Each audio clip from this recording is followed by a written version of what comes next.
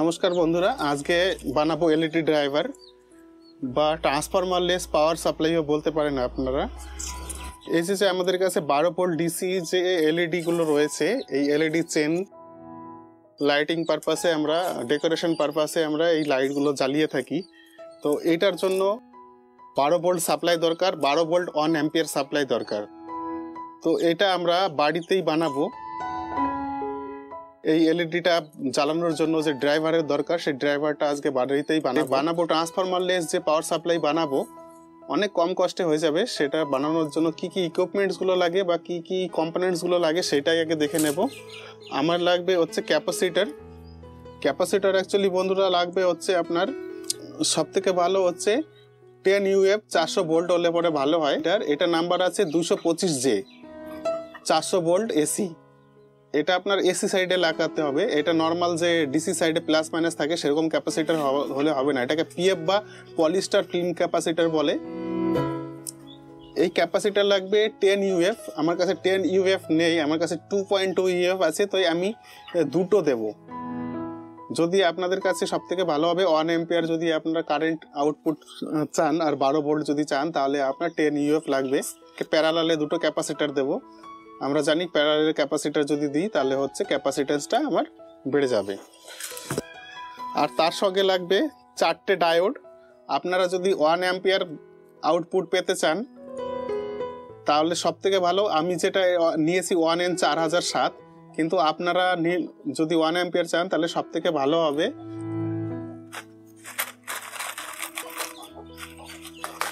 এই ডায়োডটা।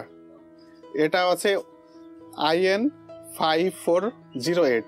এটা হচ্ছে 3 অ্যাম্পিয়ার কারেন্ট আপনার আউটপুট দেয়। আর লাগবে 1 মেগা ওহমের রেজিস্টর লাগবে। আমি ভালো করে এক্সপ্লেন করব কেন কোনটা লাগাচ্ছি, কেন কোনটা লাগাবো না।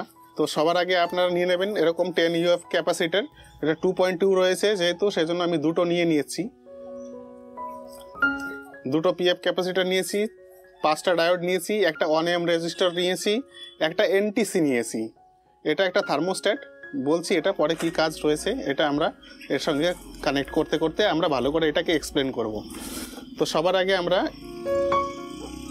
দুটো ক্যাপাসিটারকে এইভাবে জুড়ে দেব।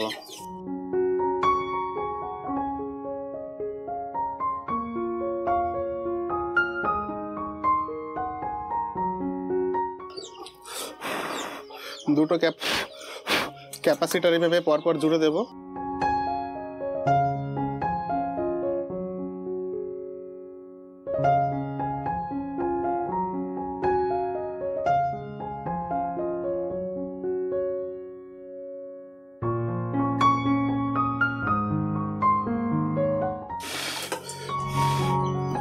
এবার ক্যাপাসিটার দুটো জোড়ার পরে এটা একটা 1 ohm রেজিস্টার।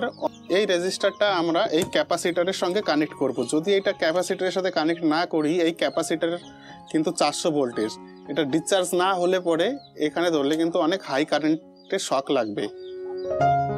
তার জন্য এই রেজিস্টারটা এখানে ক্যাপাসিটারের সঙ্গে দেবো, যাতে এই ক্যাপাসিটারটা খুব তাড়াতাড়ি ডিসচার্জ হয়ে যায়। যে কারেন্ট স্টোর করে থাকে ক্যাপাসিটারের মধ্যে, জন্য খুব তাড়াতাড়ি ডিসচার্জ হয়ে যায়। সঙ্গে থাকুন, ফুল ভিডিওটি দেখুন এবং চ্যানেলটিকে সাবস্ক্রাইব রাখুন। অনেক ইনফরমেটিভ ভিডিওগুলো পাবেন। আমি ভালো করে এক্সপ্লেন করব, শুধু যে আমি তৈরি করে জাস্ট ছেড়ে দেবো সেরকম না। আমি কি কারণে লাগাচ্ছি, কেন করছি, সেটাকে আমি এক্সপ্লেন করব ভালো করে।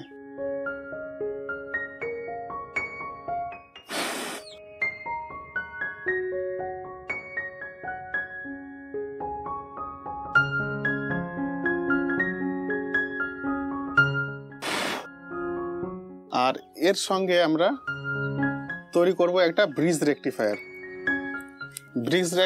তৈরি করার জন্য 4টে ডায়োড লাগবে। সেই 4টে ডায়োডকে এইভাবে জুড়ে দেব।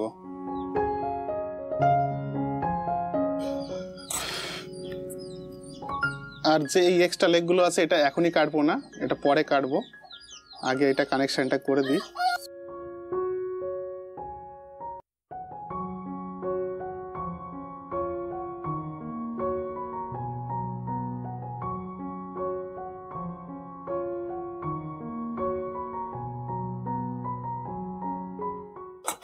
ক্যাপাসিটার নিতে হবে।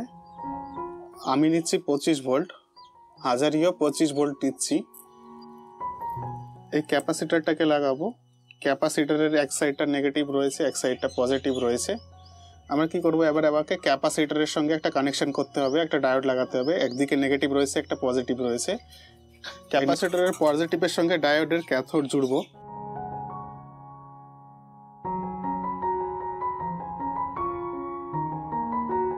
দিয়ে আমরা এটাকে এর সঙ্গে জুড়ে দেব।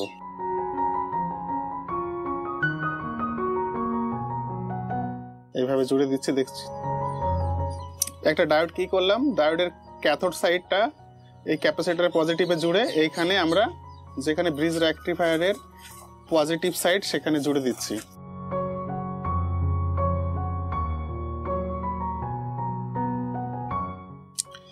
এসি সাইডটা এদিকে আমরা কানেক্ট করে নেব। এইবার করে দেব এটার সাথে এটার সোল্ডারিং। এদিকে ঘুরিয়ে করলাম, জায়গা কম লাগবে।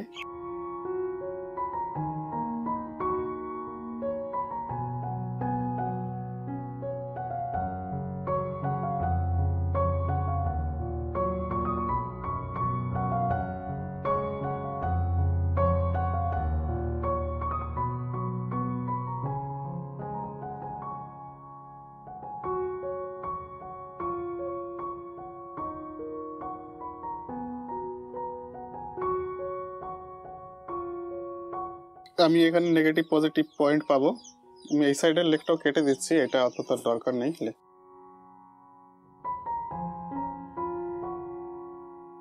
রেকটিফায়ারের একটি সাইডে তো এই ক্যাপাসিটরের টার্মিনালটা এসে ইনস্টল করেছি, আর আরেকটা সাইডে আমি একটা এনটিসি দিচ্ছি। আমি এখন এই এনটিসিতে একটা এসি পয়েন্ট কানেক্ট করব, আর এইখানটায় একটা এসি পয়েন্ট কানেক্ট করব।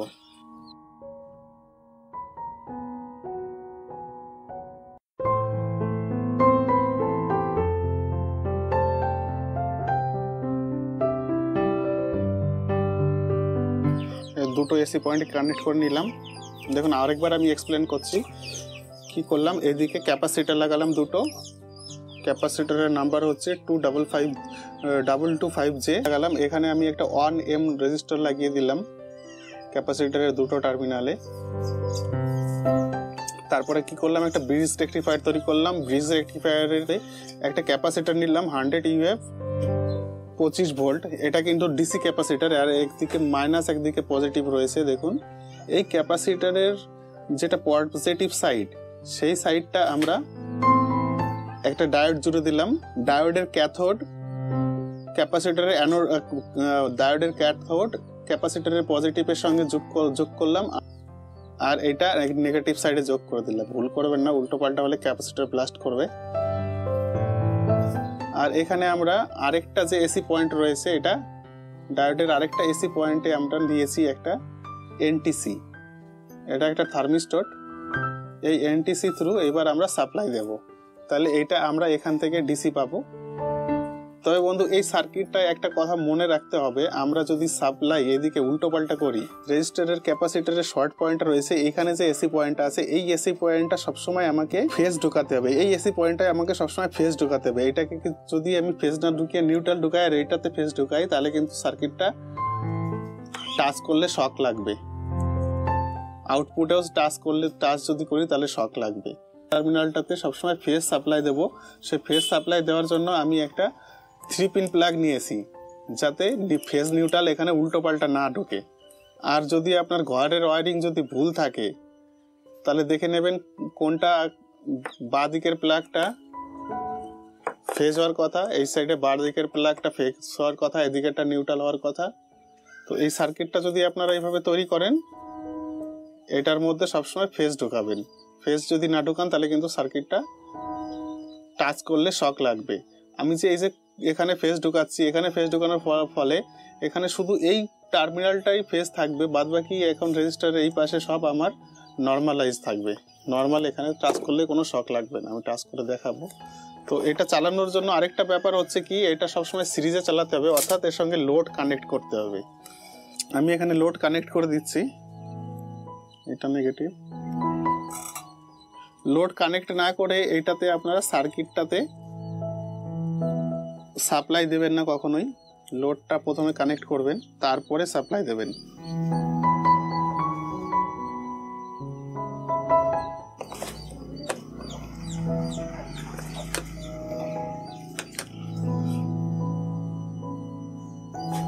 এই দেখুন আমার সার্কিটটা তো কাজ করছে, লাইট ঠিকঠাকই জ্বলছে, কিন্তু এইখানে আমার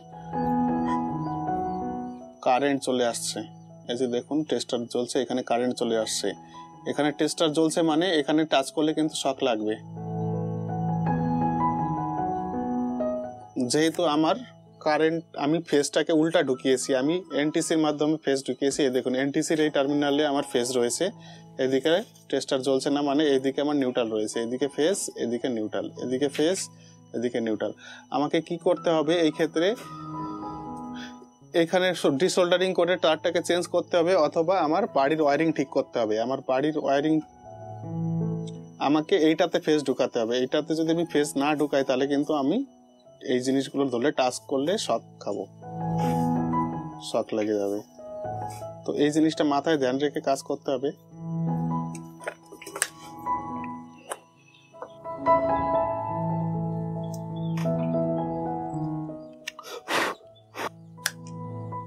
এবার আমি দেখাচ্ছি আমার ফেজটা এখানে আছে, এই যে এই পয়েন্টে আমার ফেজ রয়েছে, তার জন্য দেখুন টেস্টার গুলো করছে। কিন্তু আমি যদি এই পয়েন্টে দেখাই, এই পয়েন্টে কোনো টেস্টার গুলো করছে না, এদিকেও টেস্টার গুলো করছে না, এদিকে কোনো পয়েন্টেই টেস্টার, শুধু এই পয়েন্টে টেস্টার গুলো করছে আর এদিকে ঘুর। অতএব মাথায় রাখতে হবে আমাকে এই পয়েন্টটাতে আমি ফেজ ঢুকাবো, নাহলে কিন্তু শক খেতে হবে।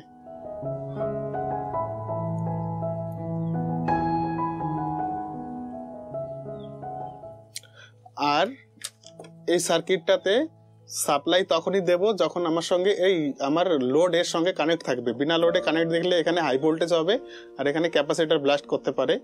তার জন্য আমাকে সবসময় লোড কানেক্ট করতে হবে। এটা 1 এম্পিয়ারের কাছাকাছি লোড কানেক্ট করতে হবে। আমি ভোল্টেজ মেজার করে দেখাচ্ছি কত আউটপুটে আমি কত ভোল্ট পাচ্ছি।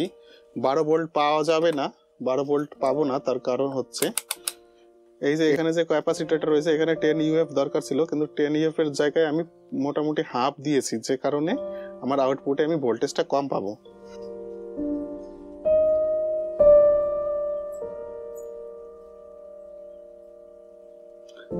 হ্যাঁ, মোটামুটি 7-8 ভোল্ট আমি পাচ্ছি। এখানে কোনো আগের এখানেও আপনার পাওয়ার চলে আসছিল, এখন এখানে কোনো পাওয়ার আসেনি। আমার এইসব দিকেও পাওয়ার চলে আসছিল। এখন আমি এখানে টাচ করব, কোথাও টাচ করব, কোথাও আমার শক লাগবে না। এবার হচ্ছে এইটার জন্য একটা বক্স বানাতে হবে। এই বক্স বানানোর জন্য আমি এইগুলোকে মেজার করে কেটে রেখেছি অলরেডি।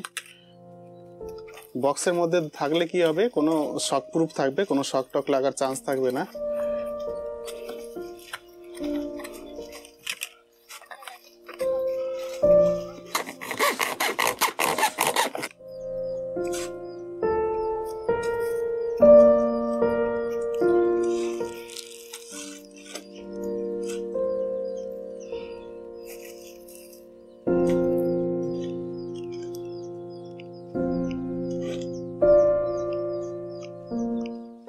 এদিক দিয়ে এসি কেবলটা একদিক দিয়ে ঢোকাবো।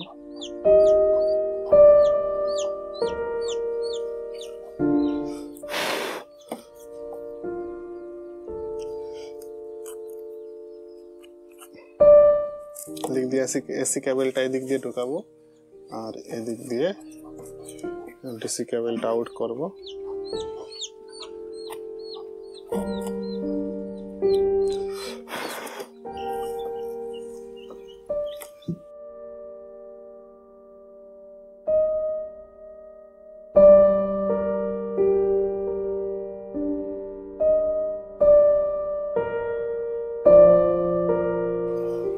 কমপ্লিট রেডি হয়ে গেছে।